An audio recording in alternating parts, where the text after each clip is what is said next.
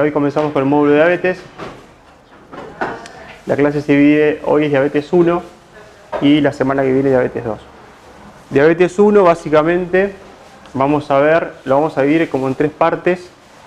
Yo les voy a dar la parte de la introducción, la epidemiología, la fisiopatología, la clínica y las complicaciones.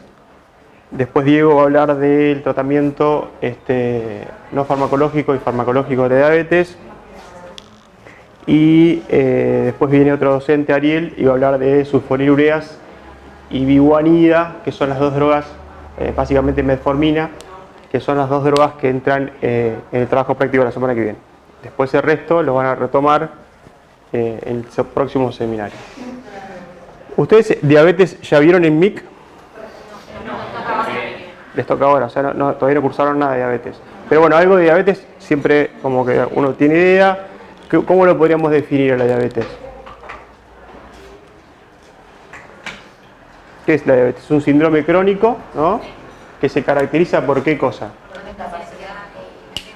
Por la hiperglucemia, ¿no?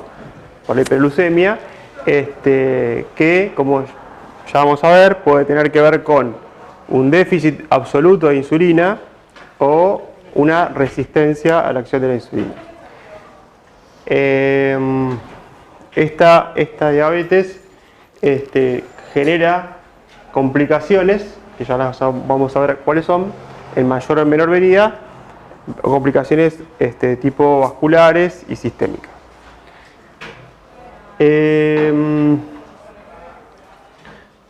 La diabetes es una enfermedad frecuente, causa, altos porcentajes de enfermos, de prevalencia en todo el mundo, más o menos el 9%. En Latinoamérica es básicamente el mismo valor aproximado.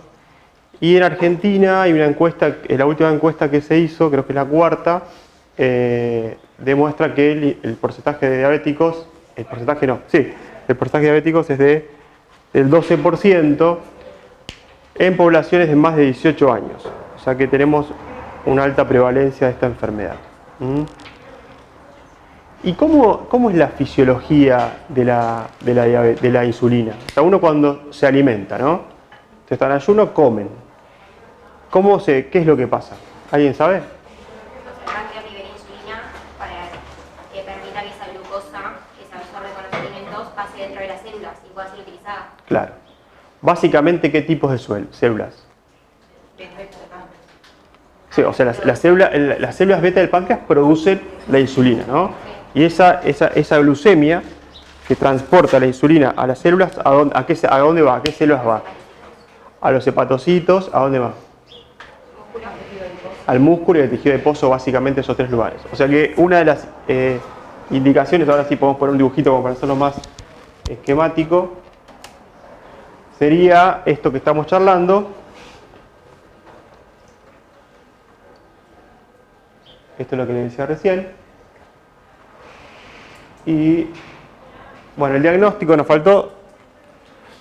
El diagnóstico de diabetes se hace básicamente con un análisis de sangre, ¿no? Hay pacientes que tienen algunos síntomas, como por ejemplo la poliuria, la polidipsia, pero básicamente uno lo que tiene que hacer es un análisis de sangre y de esa manera va a ver si tiene diabetes. ¿Cuántos son los valores como para hacer el diagnóstico?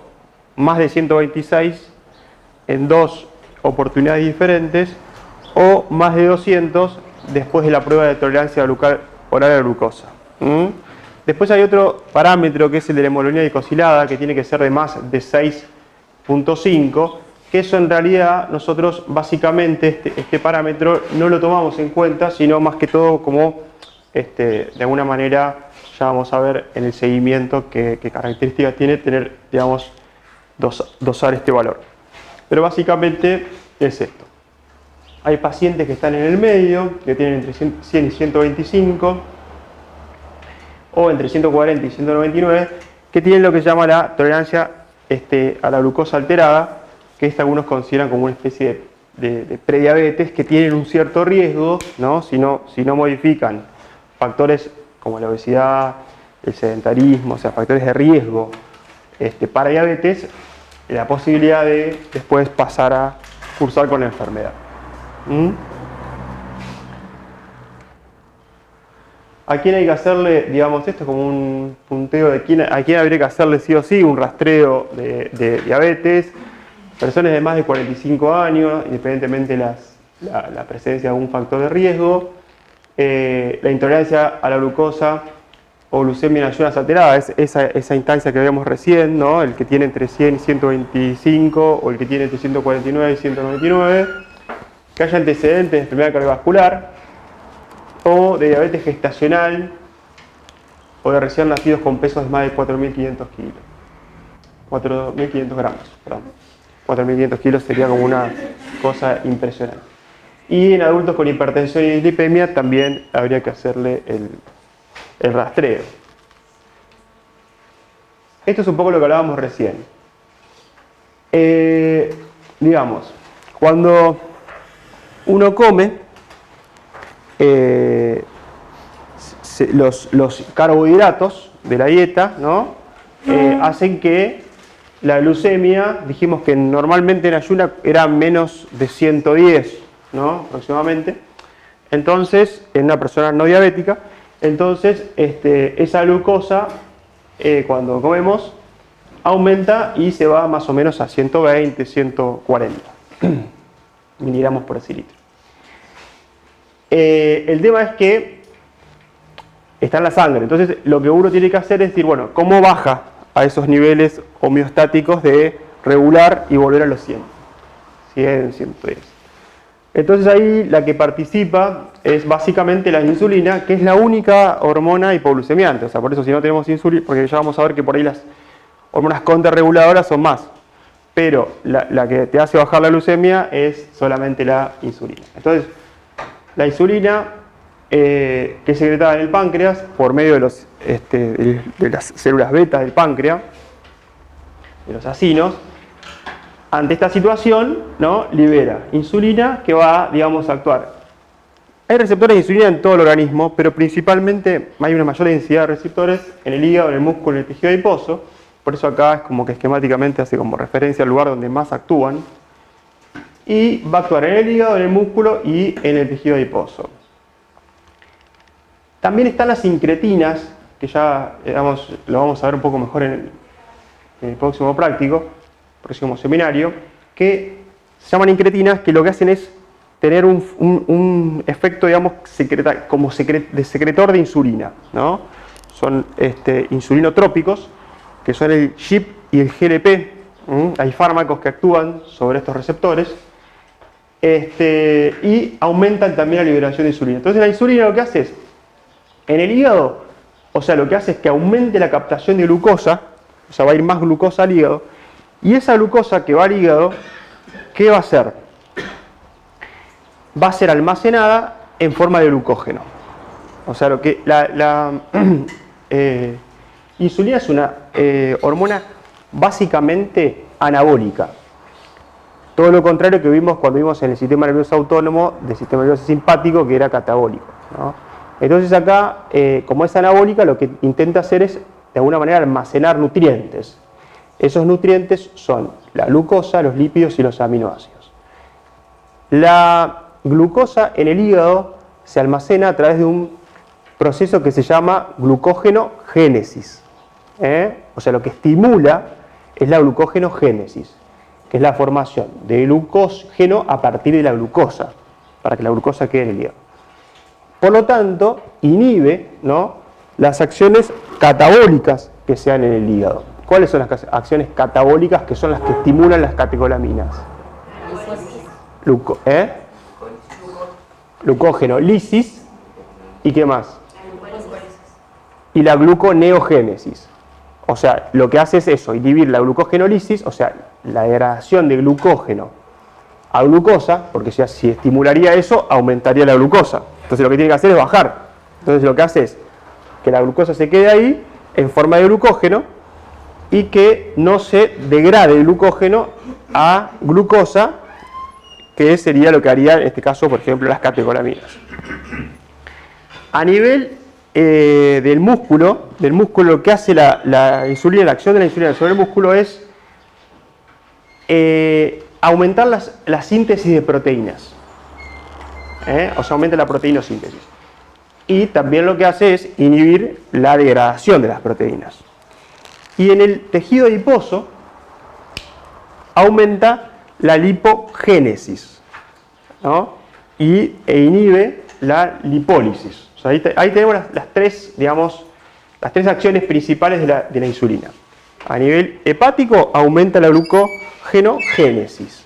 A nivel músculo aumenta la síntesis de proteína y a nivel el tejido adiposo aumenta la lipogénesis. Y lo que les dije recién de todo lo que inhibe. Eso es lo que pasa básicamente cuando se secreta insulina.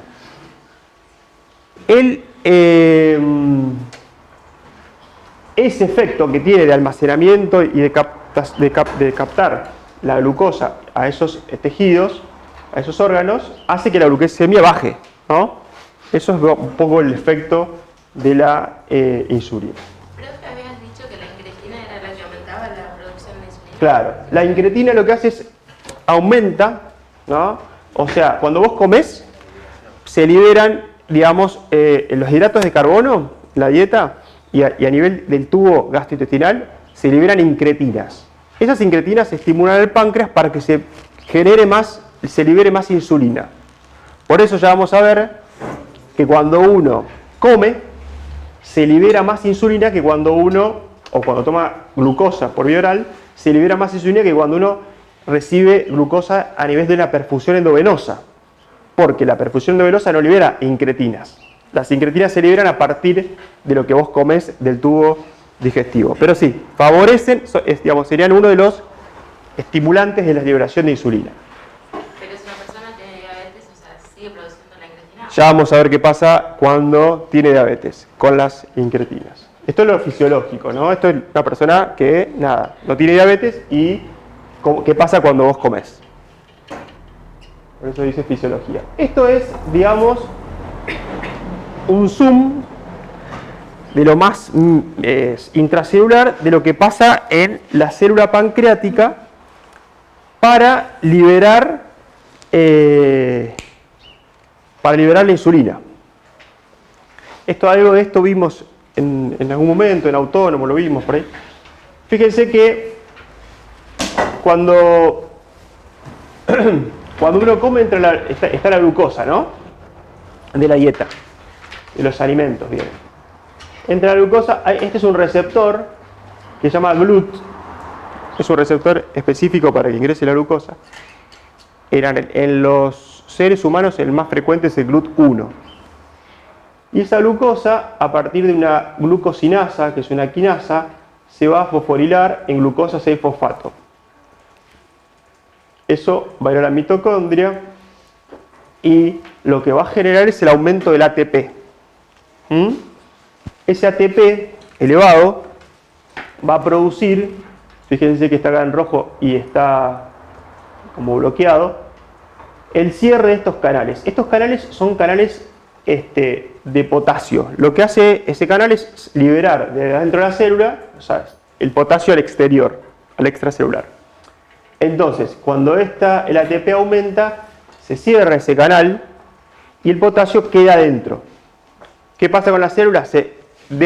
Aumenta la concentración de potasio y eso hace que se produzca una despolarización, ¿no? Como hay más potasio, entra el sodio, por producto del aumento del potasio, se produce una despolarización y como cualquier despolarización hay un potencial de membrana que permite el ingreso de calcio, ¿no? Fíjense que se despolariza, entra el calcio y a partir de eso, cuando hay calcio dentro de la célula, se libera la insulina, hay una exocitosis de la insulina. ¿Entiende?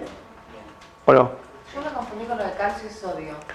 O sea, lo que hace que... El sodio es digamos, la instancia previa para que puedas, digamos, liberar, para que pueda entrar el calcio. Siempre para que entre el calcio, previamente tiene que haber un potencial de acción, que es la produce la despolarización producto del ingreso del sodio. El sodio despolariza la célula y eso hace que de alguna manera se abre el canal de calcio. Entonces, ¿Qué importancia tiene esto? Que acá actúan muchos fármacos. O sea, cuando vean la fisiopatología de la diabetes, acá este cuadrito les sirve bastante. ¿Por qué? Porque las incretinas, por ejemplo, actúan acá. Que en realidad ya vamos a ver que en las incretinas, ya vamos a ver qué fármacos, no son incretinas los fármacos, en realidad son agonistas de GLP-1, pero bueno, las incretinas que vimos recién estimulan esta proteína, que es una proteína GS, y de esa manera aumenta el AMP cíclico, aumenta la proteína quinasa A y cierran el canal. O sea que las incretinas, ¿por qué liberan insulina? Lo que veíamos recién, porque actúan acá y de una manera diferente al ingreso de la glucosa terminan haciendo lo mismo, ¿no? Esa es la explicación. Y, por ejemplo, los agonistas alfa 2, no sé, la noradrenalina ante un estado de estrés necesita que se libere menos insulina, porque necesita glucosa. Entonces, ¿qué hace? Estimula a los receptores alfa 2 y eso va a inhibir todo esto, por lo tanto se va a liberar menos insulina. Por ejemplo, el M3, que es el sistema nervioso simpático, a través de los receptores M3, la acetilcolina, por vía GQ, aumenta la liberación de insulina. Si se acuerdan, el parasimpático aumentaba la liberación de insulina y el simpático la disminuía. Bueno, eso es la explicación, está detallada acá. Así que bueno, básicamente es eso. Hay fármacos como que vamos a ver hoy, que va a hablar después Diego, Ariel. Por ejemplo, las sulfonilureas lo que hacen es bloquear acá este canal, que es el canal SUR1, y de esa manera, digamos, no puede salir potasio y ya vamos a ver que, en consecuencia, ¿qué va a pasar con la insulina? Se va a secretar más, exactamente. Básicamente eso es así como muy esquemático, pero me parece que ayuda a entender. Y esto es un tipo de receptor, o sea que es el receptor donde la insulina actúa en los diferentes órganos, ¿no? Entonces, por ejemplo, ¿cómo está formado este receptor? Está formado por 4 subunidades. Son 2 alfa y 2 beta. Y este receptor, cuando está, digamos, libre, no tiene acción. Y cuando la insulina se pega, se produce una fosforilación de la subunidad beta del receptor, y de esa manera se da toda una cascada intracelular que produce básicamente los efectos que charlamos al principio, ¿no? Que eran aumento de la síntesis de glucógeno. Estos serán exclusivamente en el hígado, la lipólisis será en el tejido adiposo, y las proteínas, básicamente eso es lo que genera, y el descenso de la lipólisis, como recién dijimos, la cuestión contrarreguladora, y produce crecimiento y diferenciación celular. Después hay otra cuestión que tiene que ver con la insulina, que ayuda en estos tejidos, por ejemplo en el hígado, a que, digamos, la glucosa dijimos que era captada por ciertos tejidos y ahí iba a ser almacenada. Fíjense que hay, digamos, vesículas, que son estas, que tienen unos receptores que se llaman receptores GLUT4. Entonces, ¿qué hace la insulina? A través de todos estos mecanismos, te lleva el receptor, digamos, a la membrana.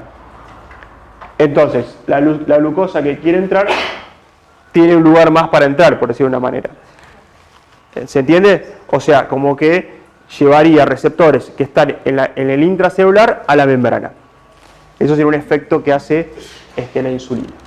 Perdón, profe, o sea, sin insulina no hay receptores y la insulina los trasloca a la los receptores, pero aumenta la claro, exacto, aumenta la densidad de receptores, y también se cree que, digamos, los que están, de alguna manera, podría llegar a ser una modificación de la insulina de que permanezcan un poquito más de tiempo, porque después eso se invagina y, digamos, es como que se pierde el receptor, ¿no? O sea, por un proceso de endocitosis. Entonces lo que hace es sostener más receptores, digamos, aumentar la concentración de receptores, y después, bueno, eso en algún momento, digamos, desaparecen algunos receptores, y eso tiene una cuestión media dinámica, pero lo que permitiría sería eso. Por eso captaría más receptores, más glucosa. Pero básicamente el efecto tiene que ver con esto. Fíjense que, todo lo que tiene que ver con las acciones tienen que ver más con cuestiones de fosforilización y demás enzimáticas que llevan a esta situación. No me quiero pasar mucho.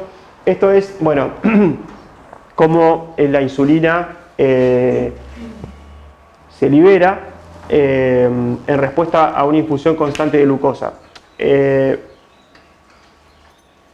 Si ustedes le administran glucosa a una persona, esto, digamos, normalmente pasa eso, aumenta la insulina y después baja. En una diabetes tipo 1, como tienen deficiencia autoinmune, eso no se los dije, básicamente es una enfermedad autoinmune donde personas jóvenes de un momento para el otro empieza como a haber déficit absoluto de insulina. Entonces, si yo le pongo glucosa, no va a haber ningún tipo de secreción de insulina. Pero en el diabéticos tipo 2, que el problema tiene que ver más con una resistencia a la acción de la insulina, no tanto un déficit, a veces hay un hiperinsulinismo compensatorio. Lo que pasa acá es que cuando vos comes, tarda, fíjense, ¿no?, en aumentar, es más achatado y, digamos, de menor altura la concentración en miligramos por mililitros de insulina. Eso pasa habitualmente en el diabético tipo 2. Bueno, esto es un poco algunas cuestiones vinculadas a los factores de riesgo. La obesidad es uno de los principales factores de riesgo. Nosotros vamos a hablar básicamente de la diabetes tipo 2 porque es la más frecuente, que representa el 90% de las diabetes.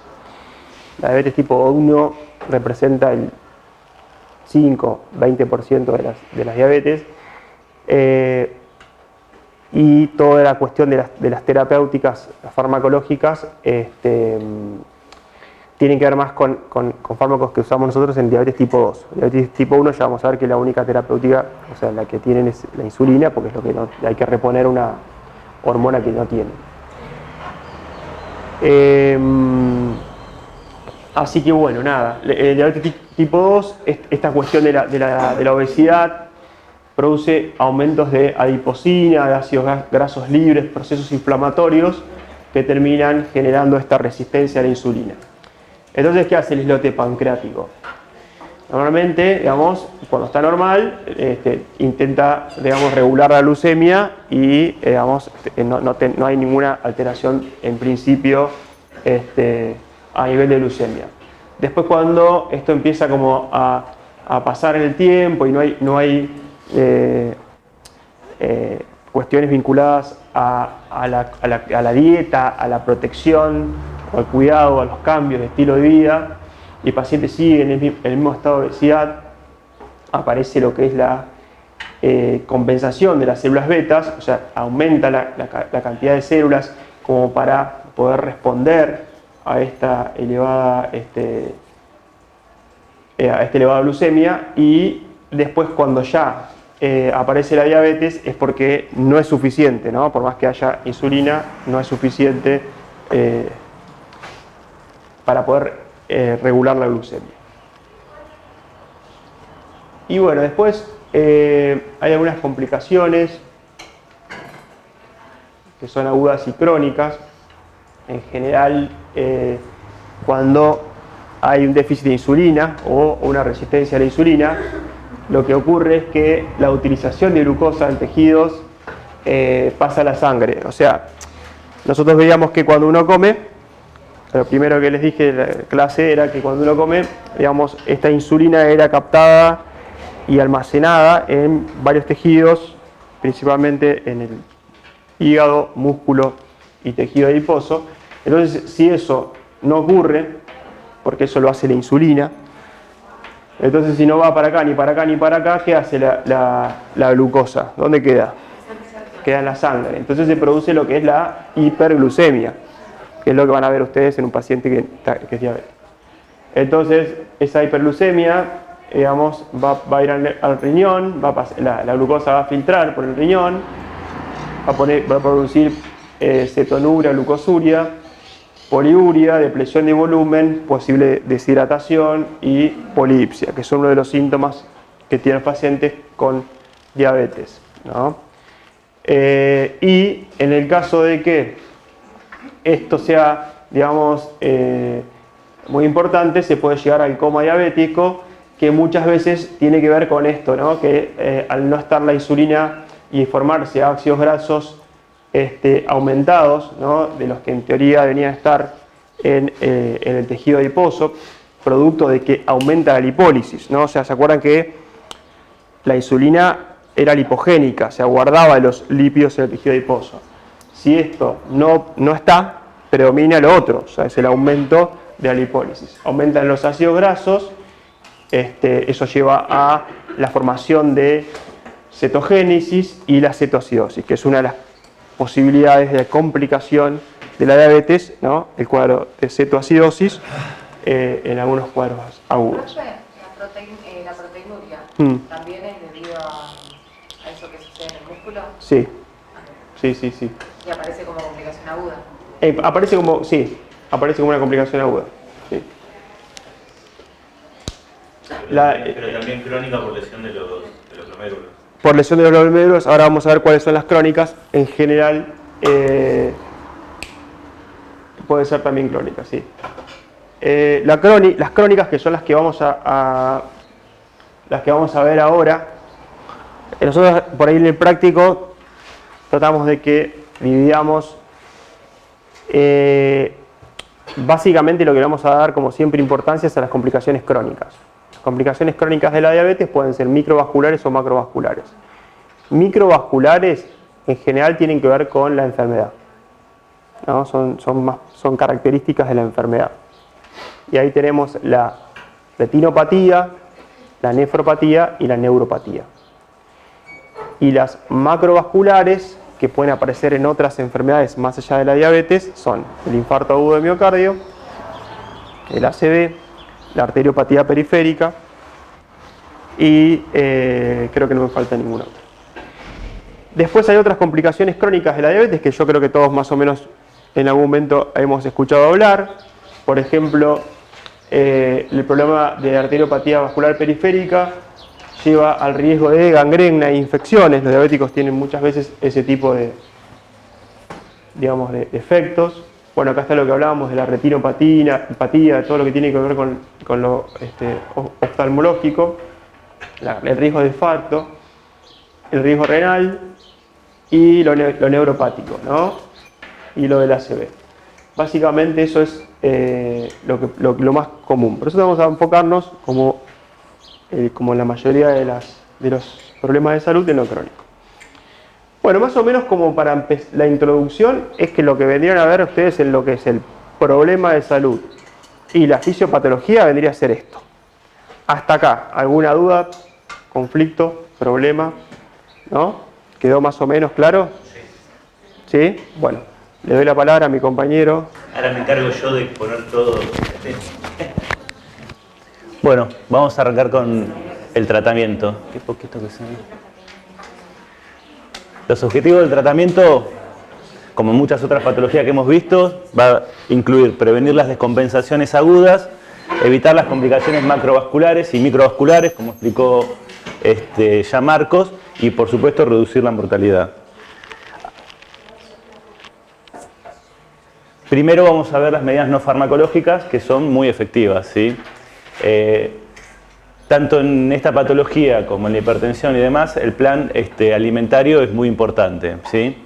Los objetivos son variables según la bibliografía. Cuando hablamos de pérdida de peso de un 5% en el primer tiempo, podemos encontrar 7%, podemos encontrar objetivos más intensos como 10%, ¿sí? La comida es muy importante, ser prolijo para un diabético, tanto sea tipo 2, pero mayormente en un tipo 1, ¿sí? Fraccionándola, respetando los horarios, fraccionándola en 4 comidas para el tipo 2, en 4 más 2 colaciones para el tipo 1, ¿sí?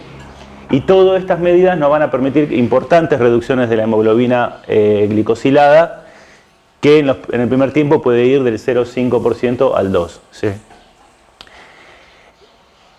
El paciente diabético es un paciente que su patología crónica lo hace especial, por decirlo de alguna manera. Es un paciente que va a estar toda la vida, sobre todo el diabético tipo 1, dependiendo de esto que no está haciendo su páncreas, lo tiene que hacer él con sus propias manos. Entonces, imagínense esto estirado a lo largo del tiempo, todas las cosas psicológicas que vienen acarreadas, ¿sí?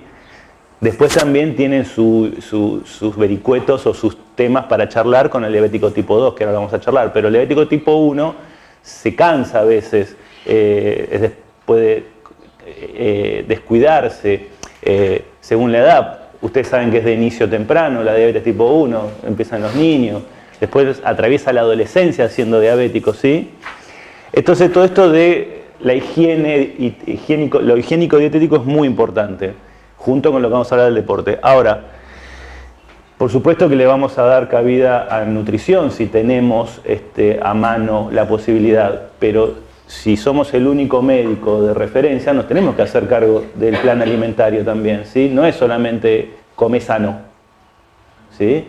Porque yo como sano, me comí 4 bananas, 2 peras y media sandía. Saquen la cuenta de la cantidad de glucosa que tiene eso, ¿sí? ¿Se entiende? Como sano, como porotos, qué sé yo, pero uno tiene que explicar que el grano es entero, ¿sí? Ustedes recuerdan la dieta DASH, la dieta mediterránea, hipertensión, ¿sí? Bueno, volvemos a eso. Pero bueno, básicamente es la cantidad de hidratos de carbono que tenemos que usar por la dieta diariamente con sus proporciones justas, ¿sí? Hidratos de carbono, fibra y proteínas.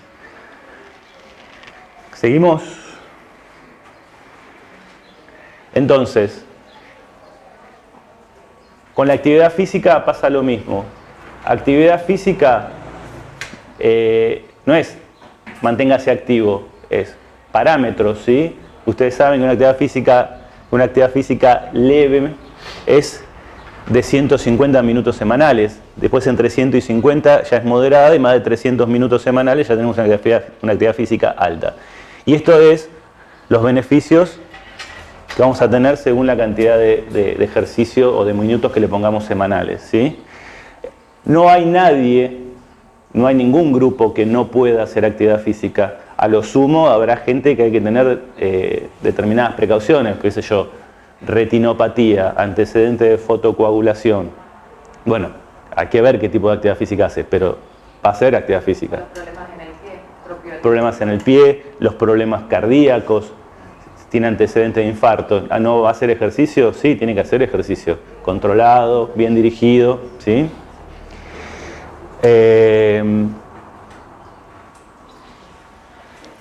Vamos a seguir.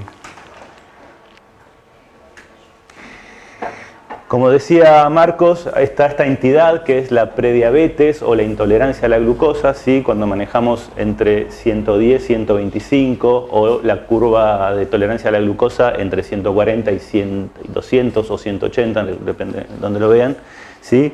Y acá tenemos un estudio del England Journal Medicine del 2002 que nos muestra el paciente que no hace nada, ¿sí? El riesgo acumulativo por individuo por año llega casi al 35. Si usamos medicación, acuérdense que esto no es diabetes tipo 1, ¿no? Bien. Y los cambios en el estilo de vida, dieta y ejercicio, claramente disminuyen casi a la mitad que sin no hacer nada, ¿sí? El riesgo acumulativo para un prediabético de desarrollar diabetes tipo 2 es de más o menos el 5% anual, ¿sí? 5 y un poco más también.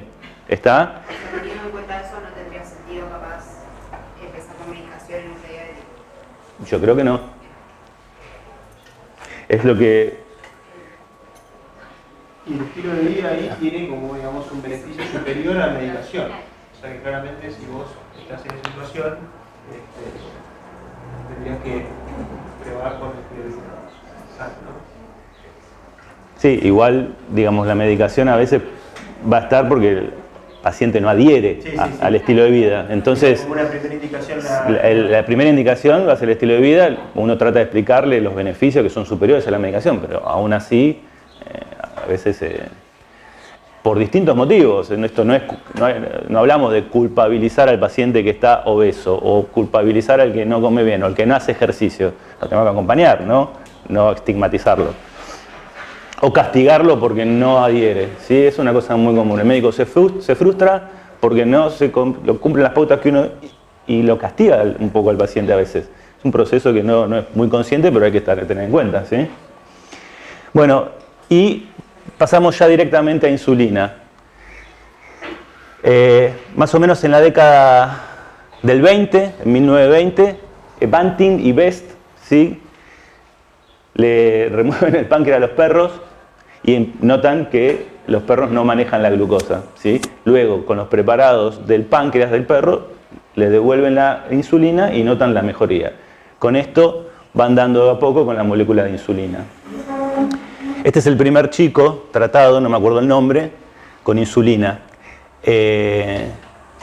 Las primeras insulinas que se utilizan son bovinas y porcinas, ¿sí?, con un proceso interesante para que sean aptas para el ser humano, pero siguen teniendo algunos efectos no deseados, ¿sí? Más o menos esto se mantiene hasta la década del 70, donde se empieza a desarrollar la tecnología de ADN recombinante, ¿sí?, que ya para la década del 80 está bastante afiladita y empezamos a tener una insulina humana por ingeniería recombinante, ¿sí? Lo que decía Marcos, fíjense, falta de insulina, estado catabólico, lo opuesto al anabólico, ¿sí? Disminución de la masa corporal, más todos los efectos graves agudos que pueden tener. Tenemos lo crónico y tenemos lo agudo. Reponemos la insulina y tenemos ya una persona que recupera la función, recupera masa muscular y todo. Pero, o sea, gordito no es sanito, ¿sí? La insulina tiene sus temas también, porque vieron que abajo decía estimulación celular, del crecimiento celular, factores de crecimiento. Esa acción sigue estando en la insulina, ¿sí? No es tan fácil de controlar, ¿sí? Hay lipodistrofia, hay aumento de peso, ¿se entiende? La insulina salva vidas, pero es una medicación con sus consecuencias. ¿Estamos? Entonces la insulina viene a ser sintetizada en las células betas del páncreas, ¿sí?, como una preinsulina en los ribosomas, ¿sí? Luego llega al retículo endoplasmático, se escinde una porción, queda la preinsulina, ¿sí?, que es esa famosa, no sé si la han visto, cadena A, péptido C y cadena B, unidas por puentes disulfuro, ¿sí? Son tres, el otro no me acuerdo dónde está, porque creo que hace una cosa así el tercero, ¿sí? Luego que sale del retículo endoplásmico, se almacena, se va al aparato de Golgi, se escinde el péptido C, que esto vendría a ser cortar aquí, cortar acá, nos queda el péptido C, la cadena alfa y la cadena beta de la insulina, ¿sí?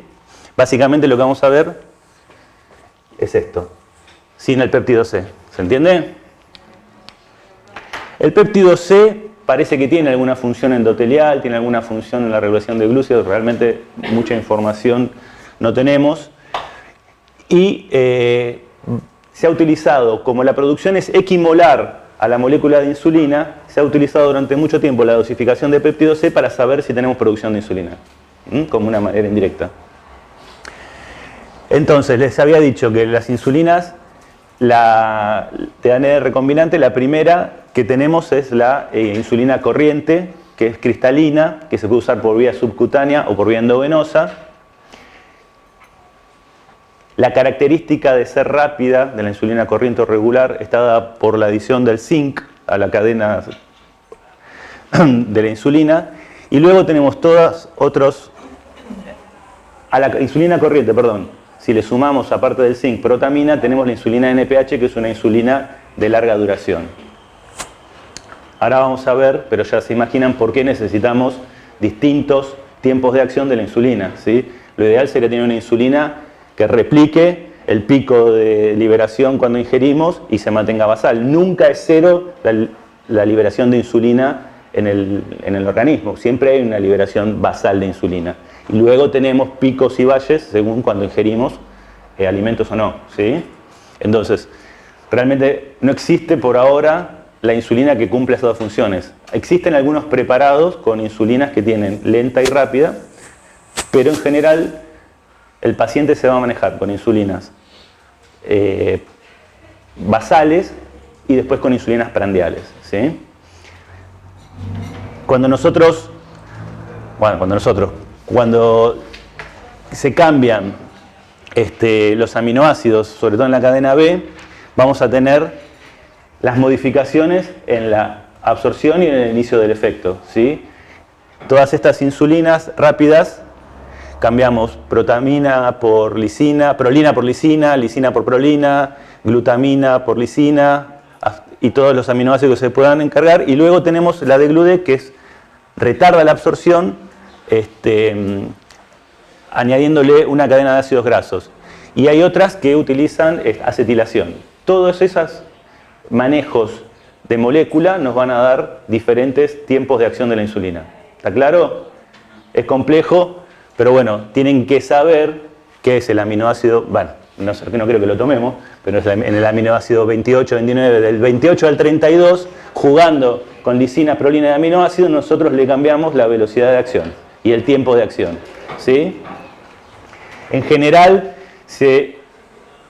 lo que hace es generar, ¿esto qué genera en la molécula? Genera que se agrupen hexámeros, ¿sí? Cuando lo inyectamos, que luego se transforman en dímeros y luego en monómeros y ahí se terminan absorbiendo. Cuando nosotros jugamos con esto de que sean hexámeros o dímeros o monómeros, es donde ganamos velocidad o no ganamos velocidad, ¿sí? ¿Se entiende? Algunas otras también lo hacen cambiando, digamos, unión a proteínas en el plasma, ¿sí? Pero eso ya es como demasiado. A ver la próxima. Bueno, entonces tenemos la secreción basal de insulina, la prandial, el índice de glucosa, ¿sí? Entonces, repasando, porque ya lo dijo Marcos. El primer pico ocurre rápidamente, es una insulina rápida y se usa, es la liberación rápida de insulina, perdón, y es la insulina que está reservada en las vesículas. ¿Vieron eso que dijo Marcos, la despolarización? Eso es, con las incretinas y con la misma glucosa se produce la liberación de esas vesículas que les dije que estaban procesadas en el aparato de Golgi y que habían quedado en vesículas. Esa es la liberación rápida. Entonces está relacionada con la incretina. Y el comienzo es a los 30 segundos y dura 10 minutos. Pero una vez que se agotan las vesículas, baja. Y ahí tenemos que tener la otra parte, que es la síntesis. Entonces, esta es una insulina sintetizada de nuevo. Esta fase, ¿no? La segunda. Y estimulada solo por la glucosa y dura ya más horas. Del otro lado tenemos las listas de las insulinas. Tenemos la rápida que les conté con zinc, la modificación con protamina y luego las ultra rápidas y las más prolongadas. ¿Por qué? Porque siempre estamos buscando reproducir esto, ¿sí? Y eso no lo hace una sola insulina, ¿sí? Cuando le ganamos velocidad, perdemos prolongarlo en el tiempo, ¿sí? Entonces, por lo menos, cuando usamos en diabetes tipo 1, necesitamos 2 o combinación de las insulinas. Esto grafica lo que habíamos dicho ya. Acá tenemos la perfusión endovenosa de insulina y acá tenemos el efecto de la insulina cuando hay infusión endovenosa y el efecto de la insulina cuando tenemos ingesta vía oral, ¿sí? Y esa diferencia del pico está dada por la incretina que decía.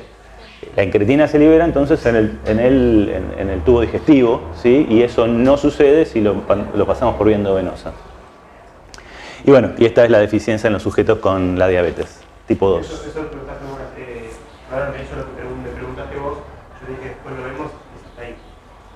Sobre decir así, o no sé quién preguntó sobre las incretinas. Sobre decir las incretinas, qué pasaba en el diabético tipo 2 con las incretinas. Bueno, ahí te lo está mostrando Diego, que es como más achacada la liberación. Pero la produce. Sí, pero fíjate que no es tan elevada como el no diabético.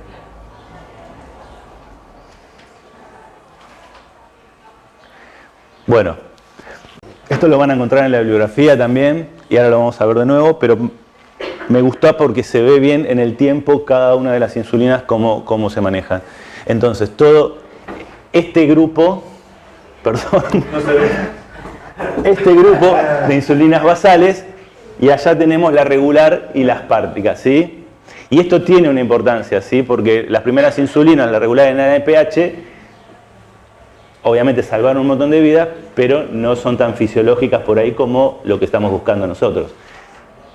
Vamos a tender siempre a afinar y ser lo más fisiológico posible. Yo tengo una pregunta que parece una pavada. Ajá. Pero la insulina anterior decía basales y precambiales. La anterior que tenía los tipos de insulina. Sí. ¿A qué se refiere? Las basales son las que simulan la liberación continua de insulina durante el día. Que no puedes tener cero.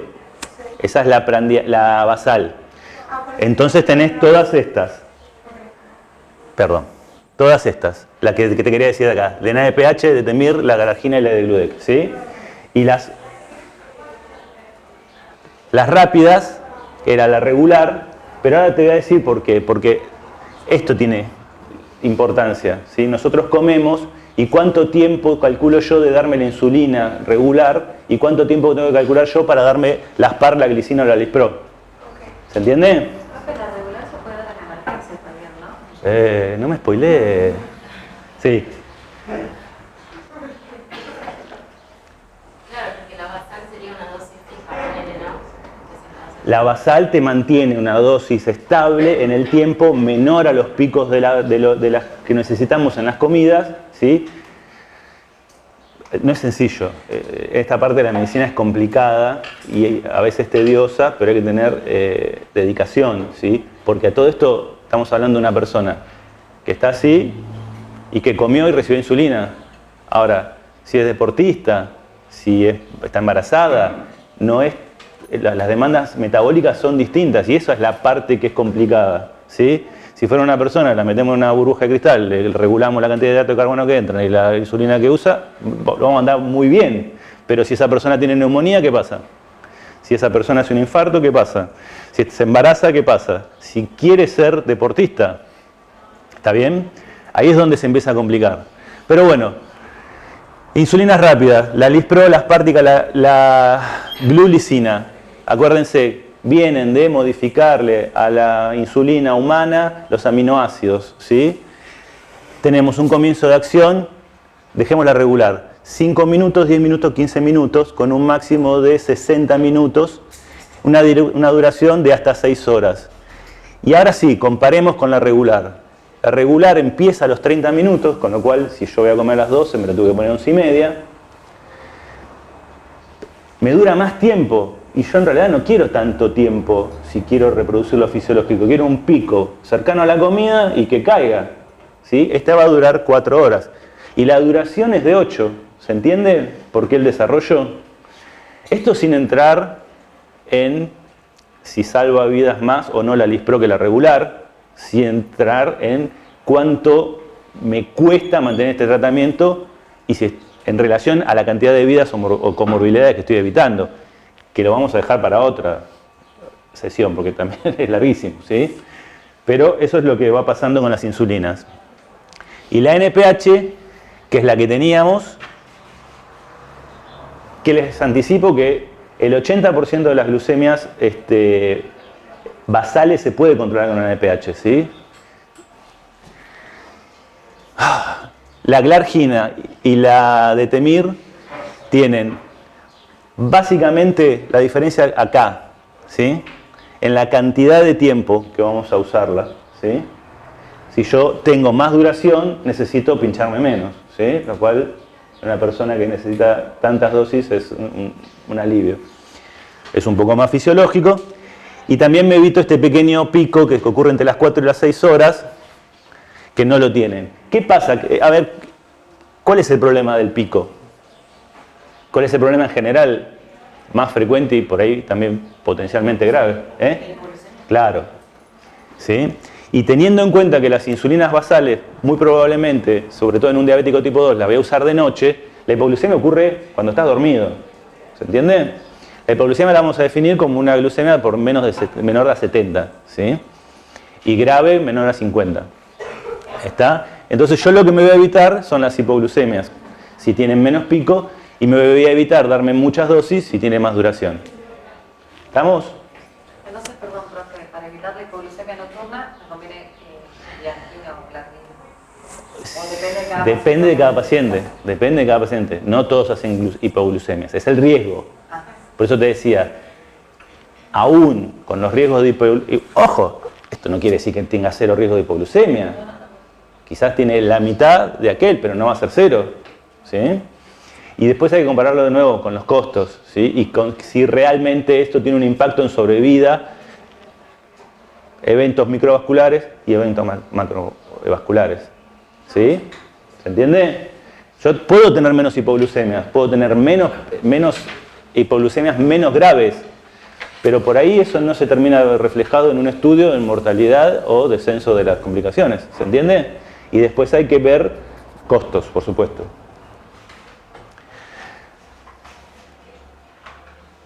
Bueno, lo que hablábamos recién, ¿sí?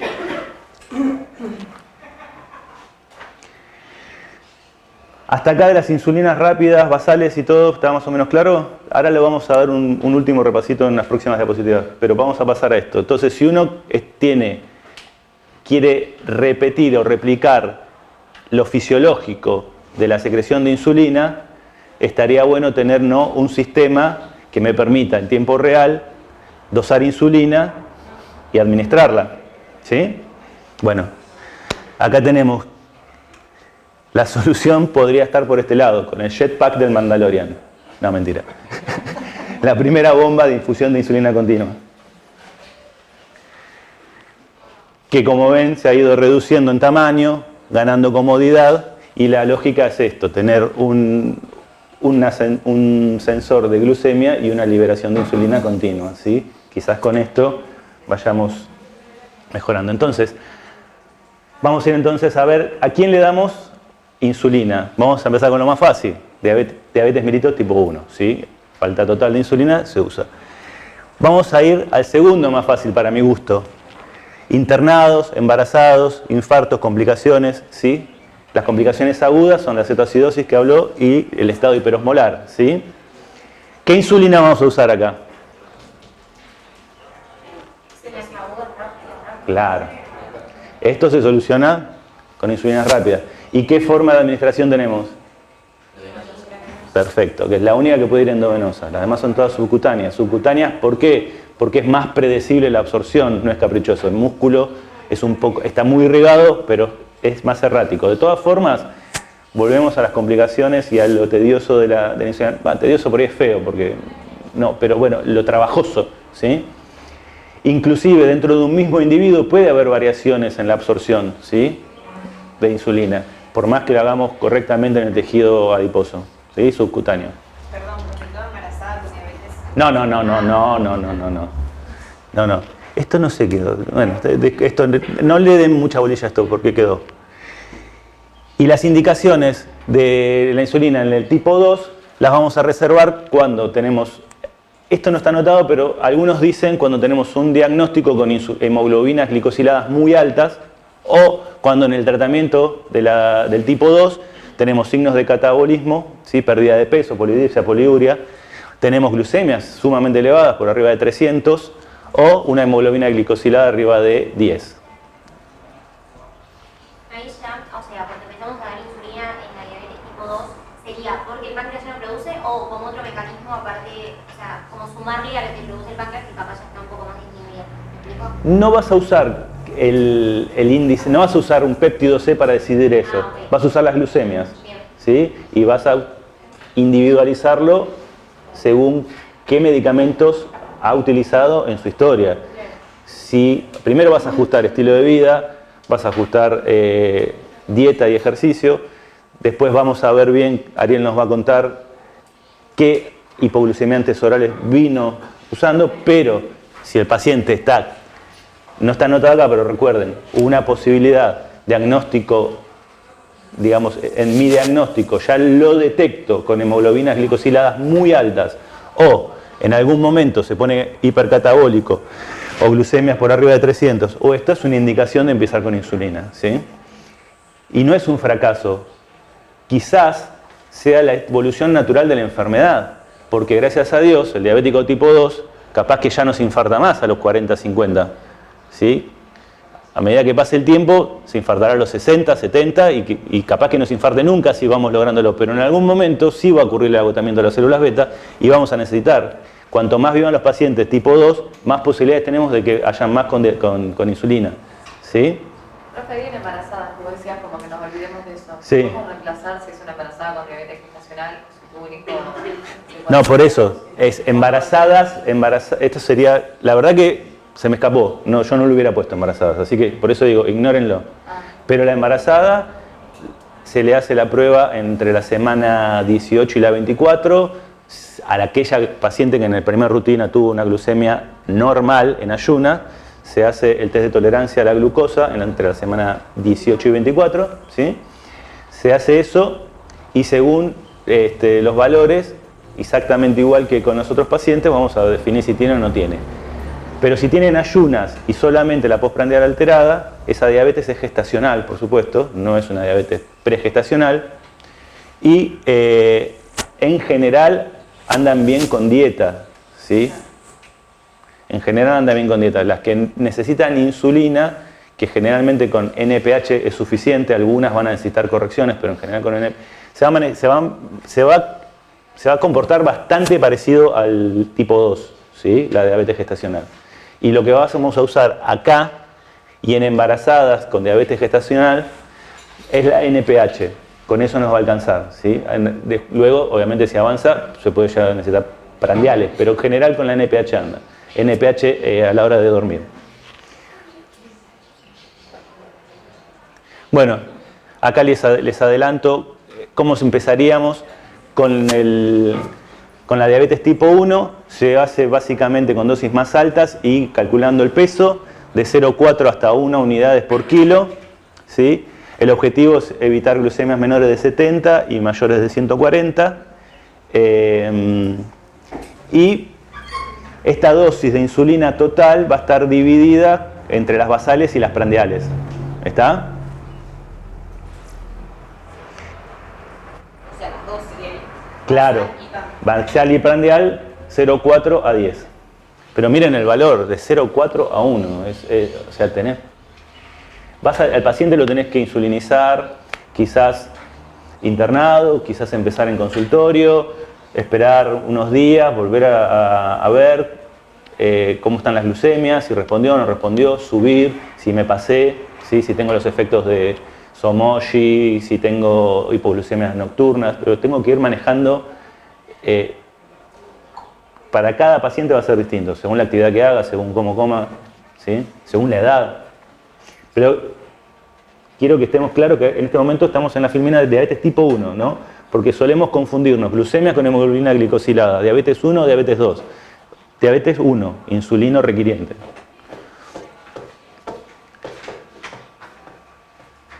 Esto lo vamos a pasar, se entendió lo que es, por qué tenemos una basal y por qué tenemos una prandial. También charlamos de esto. Nuestra insulina ideal nos va a dar una liberación fisiológica de insulina sin picos, como por ejemplo podría tener la NPH más acostada, que tenga un efecto, la basal, ¿no? Que tenga un efecto duradero mayor de 24 horas, que no produzca la hipoglucemia nocturna y que uno pueda más o menos confiar en que la absorción va a ser más o menos constante. En el diabético tipo 2, esto lo vamos a ver rápidamente, pero son pacientes que ya venían con hipoglucemiantes orales, por ejemplo la metformina, se continúa, no se discontinúa porque pasamos a insulina, ¿sí? De hecho mejora la acción. Empezamos con insulina a la noche y generalmente se utiliza de 0,1 a 0,2 miligramos unidades kilo o una forma más estandarizada, 10 unidades a la noche.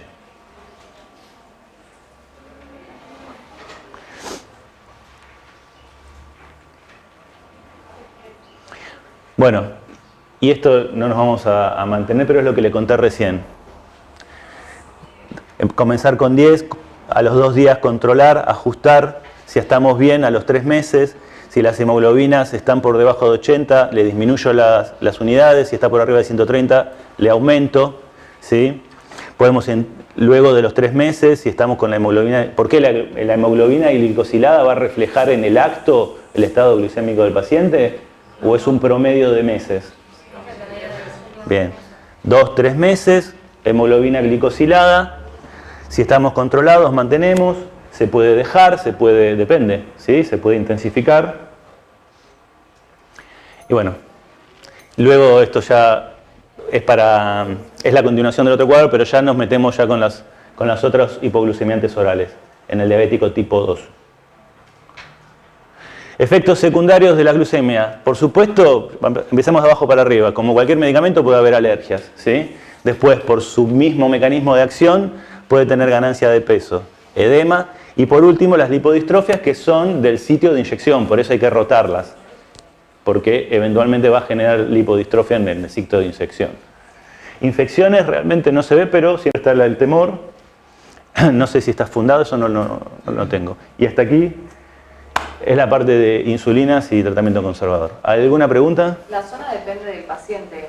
No, hay zonas predeterminadas que son más predecibles.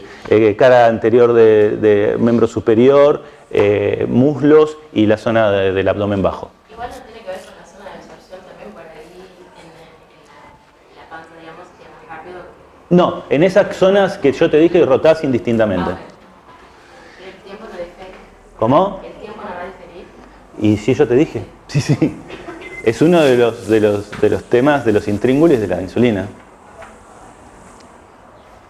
Pero ahí es lo más predecible.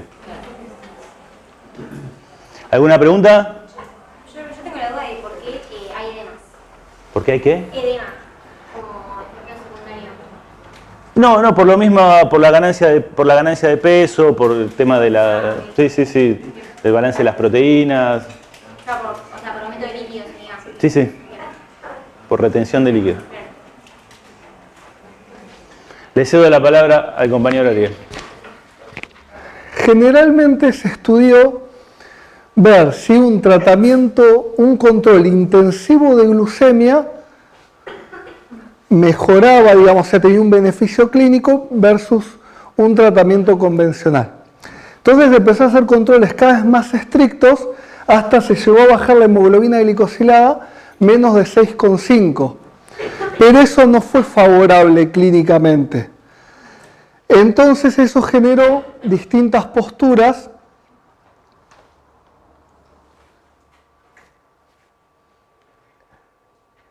en la cual se evaluó que tener un tratamiento muy intensivo puede generar riesgo de hipoglucemia, lo cual no es un beneficio para el paciente. Cualquier paciente que tenga hipoglucemia obviamente no está clínicamente estable. Entonces, en ese balance, lo que se fue evaluando es que un control estricto de glucemia no favorece, digamos, a un control moderado de la glucemia. Entonces yo no puedo ponerme como objetivo tener hemoglobinas glicosiladas menor a 6,5. Yo digo, no, mi paciente va re bien porque tiene una hemoglobina glicosilada menor a 6,5. La realidad es que eso no se traduce clínicamente en un beneficio, al contrario, se traduce en un perjuicio. Entonces a veces estos tipos de variables subrogadas uno cree que menos es más y a veces no. Entonces se estima lo más aceptable es un control entre 7 a 8 hemoglobina glicosilada, que eso sería, digamos, lo que uno debería apuntar. Pero bueno, como estamos en medicina basada en la evidencia, en nuestra cátedra no estamos, digamos, a favor de un paradigma glucocéntrico, ¿no? O sea, no es que lo importante es el control de la glucosa. Lo importante es tener un beneficio clínico en el paciente. ¿No se querían agregar algo más de este tema? No, por ahí donde vos pasaste el anterior. Sí. Acá, A la primera. sí, acá lo que poco Ariel le muestra es todos los estudios que se fueron haciendo con esta, digamos, propuesta de lo intensivo.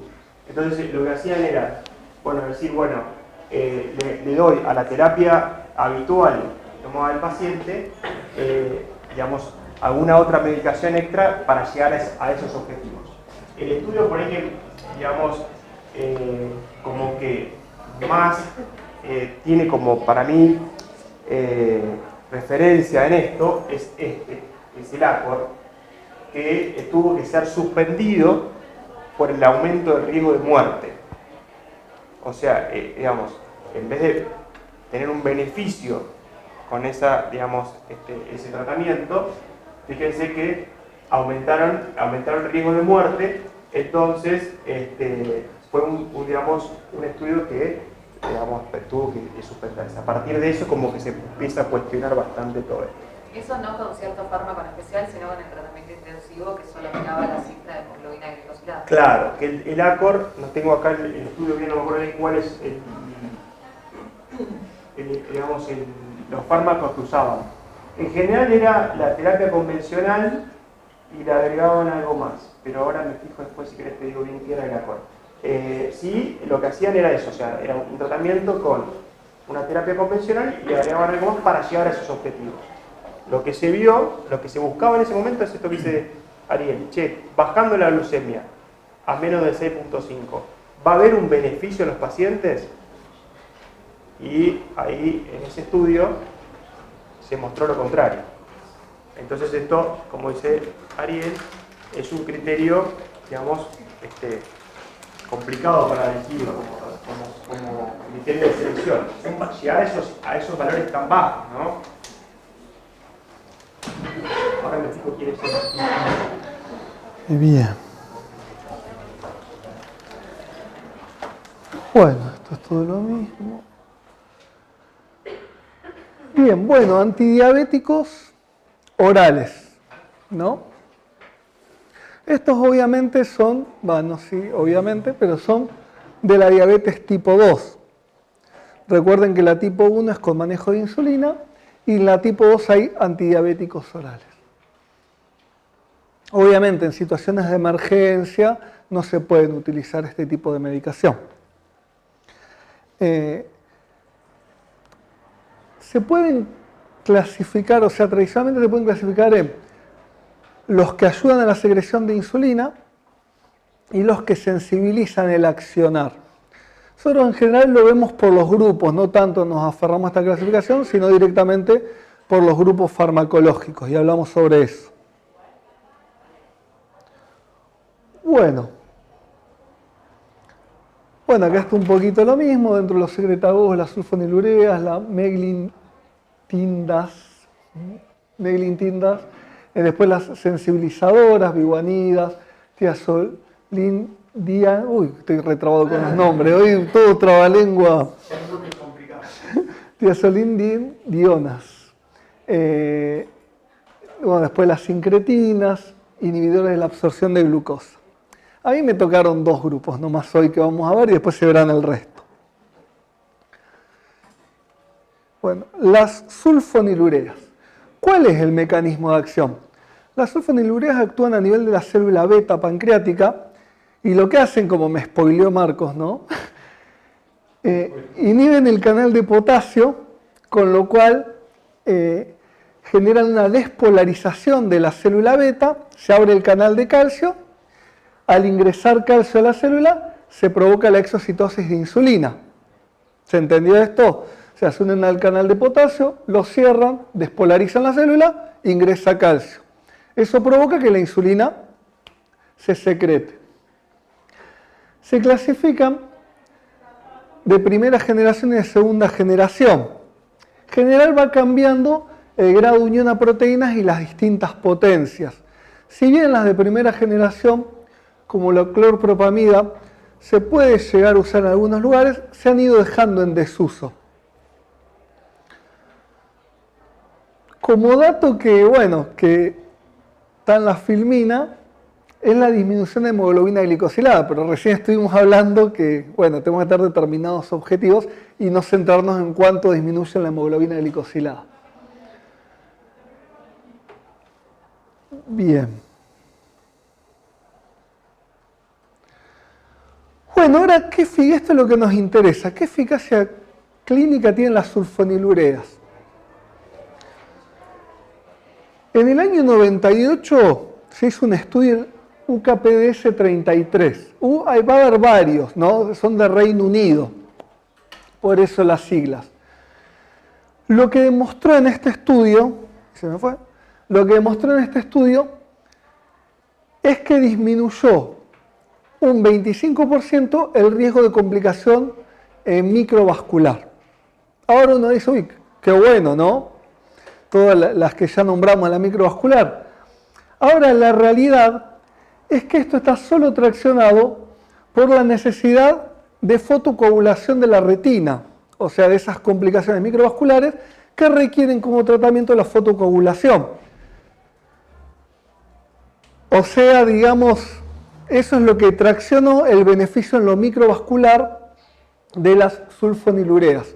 Después no demostró ninguna otra eficacia ni para disminuir mortalidad ni para disminuir las complicaciones macrovasculares.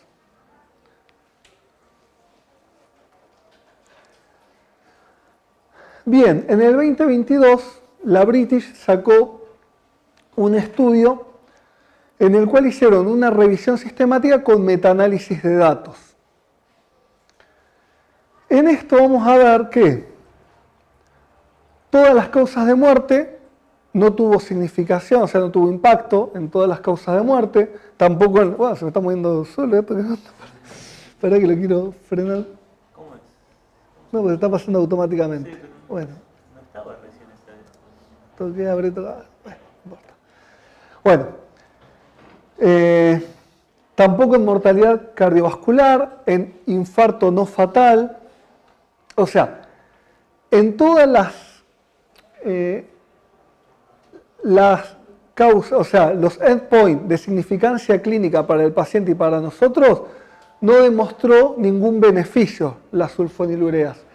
Y algo que demostró es que tienen una causa, o sea, son causas severas de hipoglucemia, o sea, causan hipoglucemias severas, lo cual no es un efecto adverso no menor. ¿Está bien? No te preocupes. No importa, no importa. Bien. Bien, entonces, como uno de los efectos adversos principales es la hipoglucemia que pueden provocar las sulfonilureas. Vamos a ver cómo van disminuyendo a medida que van pasando las generaciones, digamos. Quiero frenarlo. A medida que fueron pasando de la primera a segunda generación, lo que se fue mejorando fue eso, disminuir las hipoglucemias severas. A su vez también provocan un aumento de peso, que en un diabético tipo 2, por el tipo de fisiopatología de la enfermedad y todos los determinantes o los factores predisponentes, es muy importante un aumento de peso. ¿Se entiende? Bien.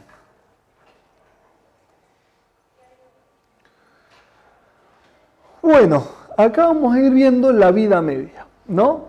Entonces acá se juegan dos factores. Por un lado la vida media del fármaco y por el otro lado la eliminación, que es renal. Y tiene una metabolización hepática, ¿no? Pero la eliminación es renal. Entonces, ¿cuál es el problema? Si yo tengo pacientes con insuficiencia renal o en los adultos mayores que pueden tener cierta afectación renal, no digo una insuficiencia renal terminal, pero pueden tener cierta insuficiencia renal,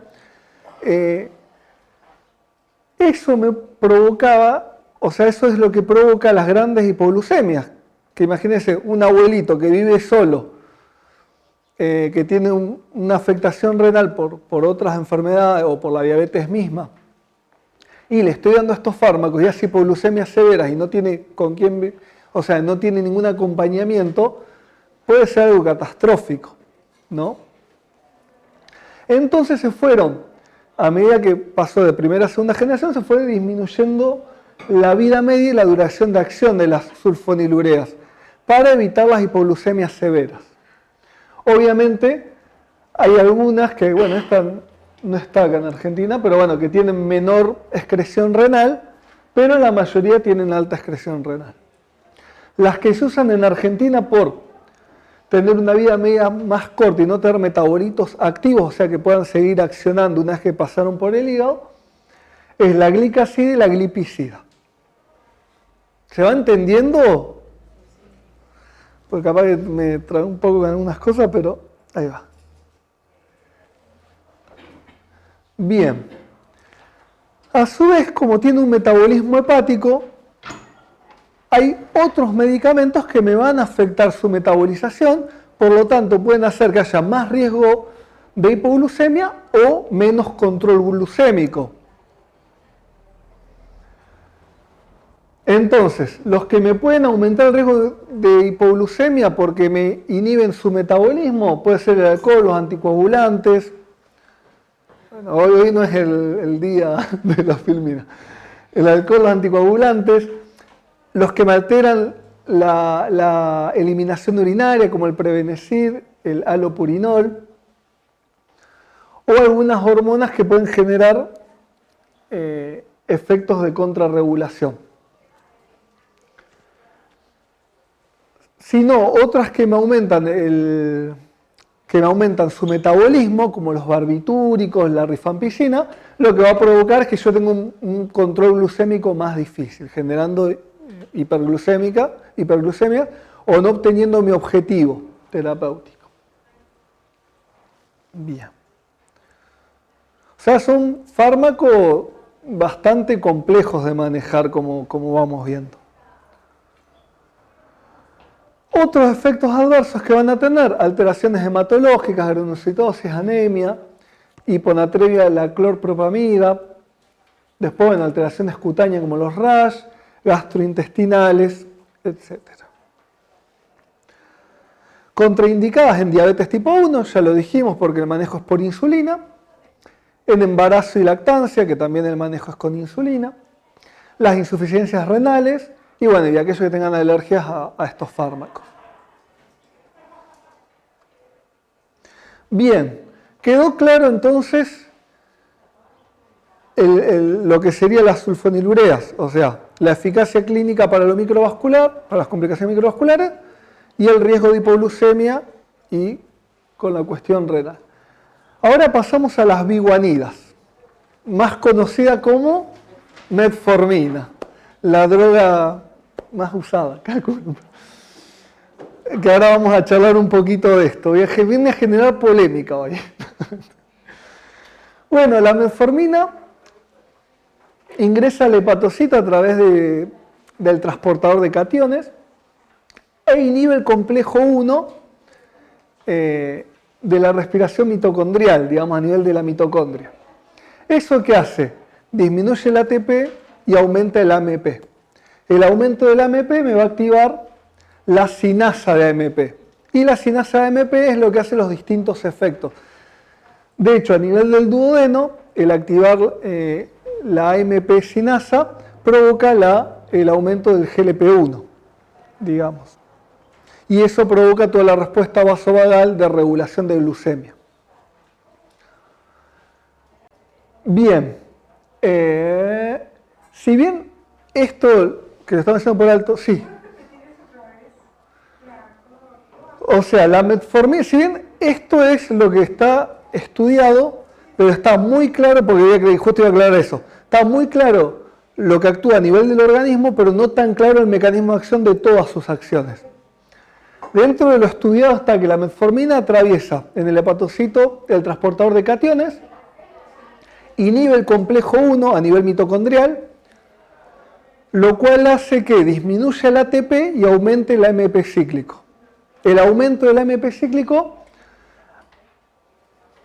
activa la AMP sinasa, y bueno, y la AMP sinasa hace la mayoría de las acciones a nivel del hepatocito, y a su vez a nivel del duodeno lo que hace es estimular el GLP-1. Bien. Ahora, todo este mecanismo de acción se traduce en en este accionar en el organismo, que es lo que sí está bien estudiado. El principal, el principal efecto y que lleva al control de la glucemia es la disminución de la gluconeogénesis, ¿no? O sea, de la síntesis de glucosa por el hígado. Ese es como el mecanismo más importante. Otros mecanismos es disminución de la síntesis de LDL, aumento de la oxidación de ácidos grasos, aumento de la sensibilidad hepática a la insulina, aumento de la captación de glucosa por el músculo. No es tan importante como a nivel hepático, pero obviamente es algo también que tiene impacto. Por otro lado, me disminuye la absorción de glucosa a nivel del intestino. Bien, eso de la GLP-1 ya lo hablamos. Esto lo vamos a pasar porque... Bueno, ahora vamos otra vez a lo que nos interesa, que es la eficacia clínica. ¿Qué demostró la metformina? Bueno, allá por el 98 Lancet publicó el UKPDS 34, ¿no? En el cual fue contundente el beneficio clínico que tuvo en determinados desenlaces, como las muertes relacionadas a diabetes, la mortalidad por todas las causas, el infarto de miocardio y la enfermedad microvascular. O sea, fíjense en los porcentajes. 42%, 36% disminuyó la mortalidad por todas las causas. O sea, fue un impacto terrible. Esto fue en el año 98. Actualmente hubo muchas revisiones en las cuales no se pudo reproducir este impacto en nuestros objetivos clínicos. Cochrane hizo una revisión en el 2020, en el cual no encontró tanta diferencia entre el uso de metformina con monoterapia o con otros medicamentos hipoglucemiantes. Luego, en el 2022, se hizo esta revisión sistemática con metaanálisis, en el cual también en la disminución de la causa de mortalidad, como ven acá, hay un pasaje por el 1. Entonces, ¿cuál es la cuestión acá? Porque estos son los últimos metaanálisis, entonces todavía no está todo tan claro. No. Lo que concluye este metaanálisis es que es probable que reduzca la mortalidad por todas las causas la metformina en los pacientes diabéticos, pero no es tan clara la evidencia. Ahora, ¿qué pasa con esto? ¿No? Dentro de las medicaciones que hay, como hipoglucemiantes orales, la metformina, si bien tiene mucho tiempo de estudio y de uso, a su vez tiene el beneficio de la disminución de peso, que no lo tienen otros, hay algunos que sí, otros que no, pero bueno, eso lo vamos a ver en la próxima clase. Pero bueno, con las sulfonilureas que tenían el aumento, estas disminuyen el peso, no generan hipoglucemias severas, porque por su mecanismo de acción no pueden generar hipoglucemias, y los efectos adversos no son tan severos, o sea, no son severos, depende del efecto, pero en general no son severos, que ahora lo vamos a ver. Entonces, bueno, sigue siendo muy válido seguir usando la metformina, si bien no está tan claro este beneficio sobre la mortalidad, pero bueno, permite el control con un margen de seguridad importante y sin el riesgo de hipoglucemias y con disminución de peso. Entonces, todo lo que hablamos del tratamiento convencional intensivo, o sea, la metformina, y además que su costo es muy barato y accesible, digamos, a todos, nos permitiría tener un control glucémico con un probable beneficio sobre la mortalidad. O sea que en realidad podemos decir que no sabemos si reduce mortalidad ni eventos. O sea, no lo podemos descartar. que reduce mortalidad, porque el UCAPDS fue un seguimiento de 10 años, o sea, fue un estudio serio de muchos pacientes. Lo complejo es que no lo pudieron reproducir en los nuevos metaanálisis o en los nuevos ensayos, ese impacto. Entonces ahí está el cuestionamiento. Pero bueno, fíjense que los mismos autores de este estudio no descartan que haya un beneficio en la mortalidad. O sea, acá cuando pasan estas cosas es importante cómo plantean el enunciado. ¿Entendés? Cuando uno es categórico, bueno, no, yo qué sé, aumenta la mortalidad, listo, es categórico, no hay dudas. Ahora cuando ponen posibilidades, probable, o sea, si bien no es tan claro, tampoco lo descarta. ¿Entendés? Queda ahí, que calculo que en estos años se va a definir del todo.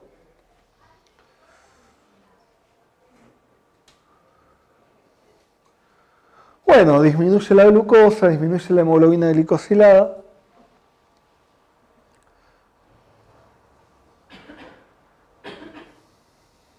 Bueno, tiene una biodisponibilidad del 70-80%, bajo en proteínas, se excreta vía renal sin cambios, vida media de 2 horas, se toma 2 veces por día, en general se puede iniciar con dosis de 500 y se va aumentando la dosis cada 15 días. Hasta tener el control que uno espera. A veces con 500 andas, a veces andas con 1800, cada 12 horas, depende del paciente, de si cambió el estilo de vida, de un montón de cosas. Bueno, efectos adversos. Los más frecuentes son los digestivos, náuseas, malestar estomacal, diarrea. Obviamente no son menores, pero bueno, son los más frecuentes. No es como una hipoglucemia, que es algo un poco más grave. Después, en determinadas cuestiones puede ir a la acidosis láctica, pero son cuestiones particulares donde hubo disminución del aclaramiento renal, entonces tenemos mayor concentración de metformina, alguna desencadenante de hipoxia tisular y algún desencadenante de disminución del metabolismo, del lactato, ¿no? Como abuso de alcohol, falla hepática, etc. En todas estas cuestiones puede generar una acidosis láctea, que sería el efecto adverso severo. Después reducción de la vitamina B12, de un 20 a 30%. B12, la vitamina B12. Sí, pregunto, ¿no? Sí. Si de la sulfo y de la metformina ninguna demostraba reducir mortalidad ni eventos, ¿eso lo tendrías que complementar con otro que sí? O sea, la metformina no puedo decir que no. Claro. No es claro, pero todavía lo seguimos tomando como que sí. reduce eventos. O sea, dentro de la evidencia, porque hay, si nos agarramos en el UCAPDS, la evidencia es sólida que disminuye mortalidad. Si nos agarramos en los nuevos no es tan clara, pero bueno, todavía lo seguimos tomando como que reduce mortalidad al momento. Las sulfonilureas, lo único que demostrar, y no hay duda en eso, es en solo microvascular y a expensas de algo medio complejo, o sea, no tan insignificante clínicamente. La metformina todavía la seguimos tomando como que reduce mortalidad y como que tiene impacto. Después iremos viendo a ver cómo continúa. ¿Quedó claro eso? Si no me van a matar, si me desechan la metformina. Así que bueno, obviamente por su excreción renal, si tengo un clearance menor a 30 no la puedo dar. Un poquito. En la hepatopatía grave tampoco. Y bueno, lo cardiovascular, en general, lo cardiovascular grave, ¿no? Digamos, todo lo que es grave yo no voy a usar antidiabéticos orales. Siempre que termino internando un paciente por alguna causa grave, un infarto, algo de eso, siempre se va a usar insulina. No se usa ni sulfonilureas, ni metformina, ni los nuevos, nada. Así que bueno, ¿quedó alguna duda de esto? ¿Quedó claro? Ahora nadie da metformina. No, sí, por eso. Fíjense, entre todo el abanico que tenemos de antidiabéticos orales, todavía la metformina, si bien vamos a ver la próxima otro, la metformina es una opción muy válida. Igual dentro de todo tampoco tiene efectos adversos graves que vos digas, bueno, si fuese... Por eso, o sea, y bueno, habría que ver porque tuvo estudios que demostraron la disminución de mortalidad y no son estudios de 2 pacientes. Pero bueno, habría que ver eso. Bueno, muchas gracias, chicos.